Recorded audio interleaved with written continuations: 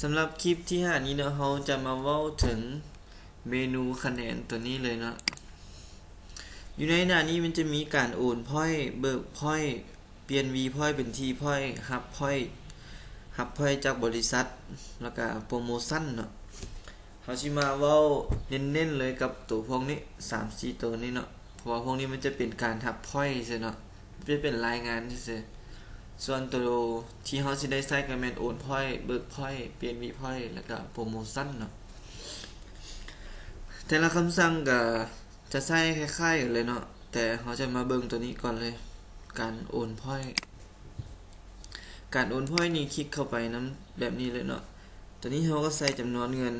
ที่เฮาต้องการโอนแล้วตามด้วยรหัสปลายทางที่เฮาต้องการส่งให้เนาะโดยต้องการโอนให้แล้วก็มีแต่เท่านี้เนาะ3ขั้นตอน4ขั้นตอนเท่านี้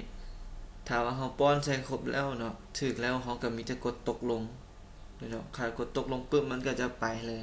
เงินก็จะฮอดรหัสปลายทางที่เฮาโอนให้เนาะ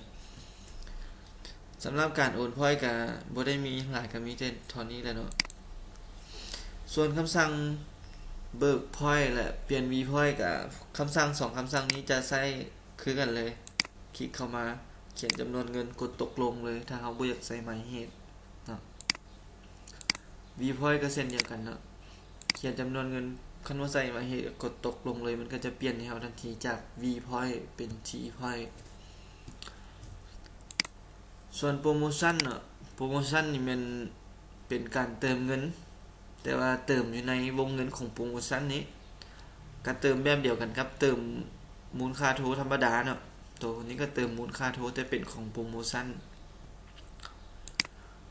เนาะสำหรับคลิปที่5นี้ก็ถือว่าเป็นการเสร็จสิ้นเนาะในการอัดคลิปนี้เนาะพบกันใหม่ในคลิปต่อไปเนาะ